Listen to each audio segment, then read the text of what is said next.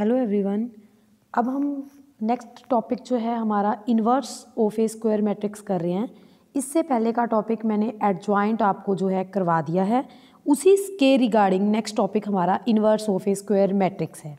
Inverse ढूंढने के लिए सबसे पहले आपको एडजॉइंट का आना बहुत ज़रूरी है, जो कि मैं ऑलरेडी आपको उसकी वीडियोज़ डाल चुकी हूँ। इसके बाद हमारे इन्वर्स की डेफिनेशन क्या है, हम ये कहते हैं कि अगर ए हमारे पास कोई मैट्रिक्स है, उसकी मल्टीप्लाई हम किस मैट्रिक्स के साथ करें कि उन दोनों की मल्टीप्लाई इक्वल्स टू क्या आए, आइडेंटिटी, तो हम इस बी मैट्रिक्स को ए का इन्वर्स बोलते हैं। डेफिनेशन तो ये है। और दूसरी बात, ए इन्वर्स या A inverse A is equals to हमारे पास क्या होता है, आइडेंटिटी। इन्वर्स ढूंढने के लिए सबसे पहले आपके पास कोफैक्टर होना चाहिए। कोफैक्टर के बाद एडजॉइंट की वीडियोस डाल चुकी हूँ। एडजॉइंट को जब आप उसी के डिटर्मिनेंट से डिवाइड करोगे तो आपके पास ए इन्वर्स जो है मिल जाएगा। इस बात का ध्यान रखिएगा। इन्वर्स निकालने से पहले फर्स्ट कंडीशन क्या है कि डिटर्मिनेंट जो है वो नॉन ज़ीरो होना चाहिए। मतलब अगर किसी मैट्रिक्स का डिटर्मिनेंट ज़ीरो आ जाता है तो उसका इन्वर्स एग्जिस्ट नहीं करेगा। ठीक है, तो हमारे पास मैंने आपको इन्वर्स निकालने का मेथड बता दिया। दूसरा, अगर आप कभी भी इन्वर्स ढूंढते हो तो वो यूनिक होगा। यूनिक का मतलब अगर ए इन्वर्स है ना, ये नहीं है कि दो पर्सन्स बैठे हैं और दोनों के आंसर्स अलग अलग हो जाएं, ऐसा कभी नहीं होगा। सिर्फ एक ही आंसर होगा। अगर दो गर्ल्स के आंसर्स मैच नहीं कर रहे हैं, इसका मतलब किसी एक के आंसर में गलत है या फिर दोनों का भी गलत हो सकता है। तो इसका मतलब जो इन्वर्स एग्जिस्ट करता है ना, वो यूनिक होता है। इस बात का ध्यान रखिएगा। तीसरी, इसमें एक बात और बता दूं कि दो मैट्रिक्स की मल्टीप्लिकेशन का अगर आपको इन्वर्स ढूंढना है तो आप उनके रिवर्स ऑर्डर में खोलोगे। बी इन्वर्स ए इन्वर्स इस तरह से खुलेगा। ए बी की मल्टीप्लाई का inverse is equals to B inverse A inverse. ठीक है। नेक्स्ट, अगर कोई मैट्रिक्स इन्वर्टिबल है, आप उसके ट्रांसपोज का इन्वर्स करो या इन्वर्स करने के बाद ट्रांसपोज करो, तब भी वो सेम रहेंगे। ठीक, या फिर डिटर्मिनेंट करके इन्वर्स ढूंढो या इन्वर्स ढूंढने के बाद डिटर्मिनेंट करो, तब भी उनके आंसर्स क्या रहते हैं, सेम। फर्स्ट एग्जांपल है, आपको इन्वर्स ढूंढना है। पी क्यू आर एस आपको एक मैट्रिक्स दे रखी है, स्पेशली जिसमें आपको बताया है P S minus Q are जो नॉन ज़ीरो है। सबसे पहले आपका एक काम होगा, आपको डिटर्मिनेंट ढूंढना है। अब हमारे पास P S minus Q R आया, हमें इसके बारे में नॉलेज नहीं थी कि ये ज़ीरो है या नहीं, तो हमें ऑलरेडी गिवन है कि ये ज़ीरो नहीं है। इसका मतलब इसका इन्वर्स एग्जिस्ट करेगा। इन्वर्स ढूंढने के लिए फिर मैंने आपको बताया कि आपको चारों कोफैक्टर्स ढूंढने हैं। कोफैक्टर्स की वीडियोस बता चुकी। फिर उनके बाद आपको ढूंढना है एडजॉइंट। जब आप एडजॉइंट कर लेते हो, उसको उसके डिटर्मिनेंट से डिवाइड करो, आपके पास क्या मिल जाता है, इन्वर्स। तो बिल्कुल आसान सा मेथड है। मतलब एक ही कंसेप्ट आपको आगे चलना है। एडजॉइंट वाली वीडियोस को देख के उसके बाद उसको उसके डिटर्मिनेंट से आपको क्या करना होगा, डिवाइड। नेक्स्ट में भी आपको ये बोला इन्वर्स ढूंढो, तो सबसे पहले जब 3/3 की मैट्रिक्स है, आप इसका डिटर्मिनेंट ढूंढोगे। डिटर्मिनेंट जब आपने चेक किया वो आया नॉन ज़ीरो, उसके बाद आप नो के नो एलिमेंट्स के कोफैक्टर्स ढूंढोगे। कोफैक्टर्स ढूंढने के बाद एडजॉइंट ढूंढोगे। एडजॉइंट को जब उसके डिटर्मिनेंट से डिवाइड करोगे तो आपके पास क्या आ जाएगा, इन्वर्स। नेक्स्ट में भी आपको इन्वर्स ढूंढना है।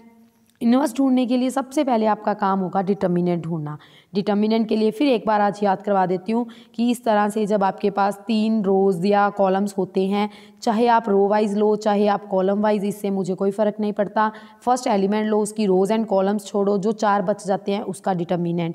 नेगेटिव साइन, फिर सेकेंड एलिमेंट की रो कॉलम छोड़ो, फिर फर्स्ट एंड जो लास्ट थर्ड में आपके एलिमेंट्स बचे हैं वो, फिर थर्ड के लिए भी आपने इन जो 4 बच जाते हैं उनका डिटर्मिनेंट निकालने के बाद सोल्वेशन करनी है।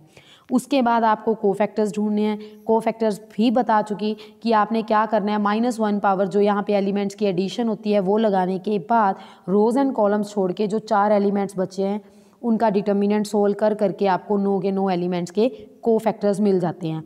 कोफैक्टर्स का ट्रांसपोज करते हो तो आपके पास क्या आ जाता है, एडजॉइंट। एडजॉइंट को जब डिटर्मिनेंट से डिवाइड करते हो तो क्या मिल जाता है आपको, ए इन्वर्स। इसके बाद इन्होंने ये बोला था वेरीफाई करो कि ए की मल्टीप्लाई जब आप उसके इन्वर्स के साथ करोगे तो वो आइडेंटिटी आएगी। मल्टीप्लिकेशन की वीडियोस भी बहुत पहले आपको करवा चुकी हूँ, यही कि फर्स्ट रो को फर्स्ट कॉलम से करो, सेकेंड रो को फर्स्ट कॉलम से मल्टीप्लाई, थर्ड रो को फर्स्ट कॉलम से मल्टीप्लाई। उसके बाद first row second column, second row second column, third row third second column, फिर थर्ड कॉलम के साथ इस तरह मल्टीप्लाई करने के बाद जब आपके पास वैल्यूज़ बचेंगी वो किस में आएंगी, आइडेंटिटीज़ में।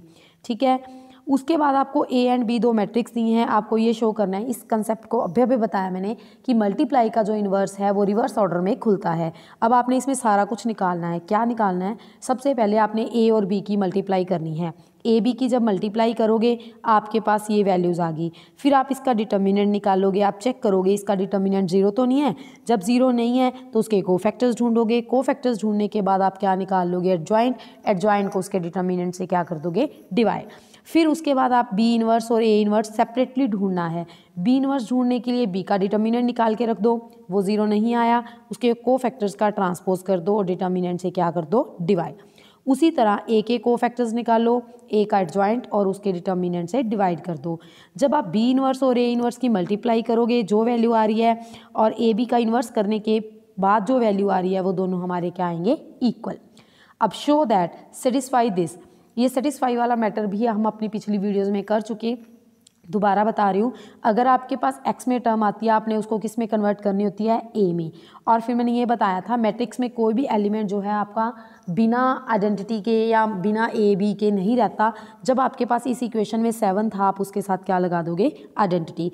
ए स्क्वायर के लिए भी बताया था आपने ए की मल्टीप्लाई किसके साथ करनी है, ए के साथ। जो वैल्यू आएगी पूरी वैल्यूज फिल करोगे वो इक्वल्स टू क्या आ गया, 0। इसके बाद आपको हेंस फाइंड इनवर्स ए बोला हुआ है। तो जब भी आपको हेंस के बाद की बात आती है जो आपने प्रूव किया है इसी का यूज़ करना होता है आपको। जैसे आपके पास X square minus 3x minus 7 0 आया, आपने इसको a में कन्वर्ट किया, A square minus 3a minus 7 identity equals to क्या आ गया, 0। तो आपने a इन्वर्स से प्री मल्टीप्लाई करना है पूरी इक्वेशन को। जब आप a इन्वर्स a स्क्वायर करोगे, अगर आप सिंपली बात करो तो ए इन्वर्स आपका किसके इक्वल होता है, आइडेंटिटी के। तो आपके पास एक टर्म जस्ट ए बचेगी। ठीक, अब ए इन्वर्स आइडेंटिटी वो आ गया 3 आइडेंटिटी, 7 ए इन्वर्स आइडेंटिटी तो वो क्या बचेगा, 7 ए इन्वर्स। तो आपने क्या करना है, इन्वर्स वाला एक साइड रख लो, बाकी दोनों एंट्रीज एक साइड ले जाओ और 7 से डिवाइड कर दो। ये दोनों वैल्यूज़ हमारे पास पड़ी हैं तो वहाँ से आपको क्या मिल जाएगा, ए इन्वर्स। नेक्स्ट में भी सेम आपको ये मैट्रिक्स दी है, A cube minus 3a minus 2 identity आपको 0 प्रूव करना है। ए क्यूब ढूंढने के लिए आपने क्या करना होगा, ए मल्टीप्लाई ए स्क्वायर, फिर ए स्क्वायर की मल्टीप्लाई वापस ए इंटू ए, मतलब ए को 3 बार आप जब मल्टीप्लाई करोगे आपके पास क्या आ जाएगा, ए क्यूब। और गिवन इक्वेशन में जब आप पुट करोगे श्योरली है ये इक्वल्स टू क्या आएगा, 0। उसके बाद जब आपने ए इन्वर्स हेंस लिखा हुआ है, हेंस ढूंढने के लिए फिर वही आपको ए इन्वर्स से प्री मल्टीप्लाई करना है। चाहे आप प्री मल्टीप्लाई करो चाहे पोस्ट, इससे कोई फ़र्क नहीं पड़ता क्योंकि हमें पता है ए इन्वर्स या ए इन्वर्स ए दोनों ही किसके इक्वल होते हैं, आइडेंटिटी के। तो ये ज़रूरी नहीं कि आपको पोस्ट मल्टीप्लाई करना है, आप प्री मल्टीप्लाई भी कर सकते हो। तो आपके पास एक तो 8 स्क्वायर बचेगा, ये आइडेंटिटी आ जाएगा और ये इन्वर्स रहेगा। आपने ए इन्वर्स वाला एक साइड रखना है, बाकी सारी एंट्रीज दूसरी तरफ ले जाओ। जब वैल्यूज़ पुट करोगे वहाँ से आपको क्या मिल जाएगा, ए इन्वर्स। ठीक है, नेक्स्ट में आपको दिया हुआ है ए दिया है, आपने ये इक्वल्स टू 0 करना है और हेंस ए इन्वर्स ढूंढना है। सेम डुप्लीकेट क्वेश्चंस क्या करोगे, पहले आप ए स्क्वायर ढूंढो, फिर ए स्क्वायर की मल्टीप्लाई वापस किसके साथ करो, ए क्यूब के साथ। जो हमारी गिवन इक्वेशन है इसमें पुट कर दो, ये 0 आएगा ही आएगा। अगर 0 नहीं आ रहा है मतलब आपकी कहीं ना कहीं कोई मिस्टेक चल रही है। फिर आपने pre multiply with A inverse किया तो आपके पास इन्वर्स की वैल्यू आ गई। उसके बाद इन्वर्स की वैल्यू ढूंढने के लिए जो भी हमारे पास एंट्रीज हैं आप इसमें पुट कर दोगे, कैलकुलेशन करके आपके पास आंसर। अब आपको एक ए मैट्रिक्स दी है, A square plus X identity is equals to क्या दिया हुआ है, वाई ए। तो आप पहले ए स्क्वायर ढूंढ लो, A square plus X into identity is equals to Y into A. तो आपने क्या करना है, फर्स्ट एंट्रीज को ऐड करके फर्स्ट के इक्वल रख दो, सेकंड एंट्रीज को ऐड करके सेकंड के इक्वल। तो वहाँ से एक्स वाई की जो है वैल्यूज़ आ जाएंगी। जब यहाँ पे आप एक्स एंड वाई की वैल्यूज़ पुट करोगे उसके बाद आपने pre multiply with A inverse करना है क्योंकि हमें हेंस ए इन्वर्स भी ढूंढना है। तो जब आपने एक्स एंड वाई की वैल्यूज़ ढूंढी, ए इन्वर्स से मल्टीप्लाई किया तो ए इन्वर्स की ये वैल्यू आ जाएगी। फाइंड एक्स सच दैट, अब आपको एक्स के आगे एक मैट्रिक्स लिख के दी हुई है तो आप इसका नाम A X is equals to B रख लो। अब एक्स के आगे मल्टीप्लाई है तो आपने एक काम करना है, ए इन्वर्स बी ढूंढना है। मीन्स अगर आपको एक्स के आगे कोई मल्टीप्लाई मैट्रिक्स दिया है तो आप ए वाली एंट्री बी के आगे लगाओगे, अगर एक्स के बाद दी हुई है तो आप बी के बाद लगाओगे।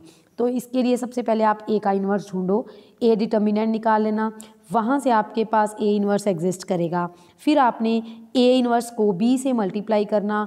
ए इन्वर्स ढूंढने के लिए फिर भूल मत जाना कि सबसे पहले हमें कोफैक्टर्स चाहिए, फिर उसका एडजॉइंट को डिटर्मिनेंट ए से डिवाइड करोगे तो हमारे पास क्या आ जाता है, ए इन्वर्स। ए इन्वर्स को जब आप बी से मल्टीप्लाई करोगे आपके पास एक्स की जो है वैल्यू आ जाएगी। इस पूरी वर्कशीट में आपको ए इन्वर्स ढूंढना था। उसको ढूंढने के दो वेज थे, एक तो सिंपली वे, दूसरा मैट्रिक्स की जो मल्टीप्लिकेशन करने के बाद ए इन्वर्स से प्री मल्टीप्लाई करवा के। ठीक है, इस तरह की आपकी 2 वीडियोज़ जो है कंप्लीट हो चुकी हैं। नेक्स्ट वीडियो में मैं आपको थर्ड वर्कशीट करवाऊंगी। ठीक है।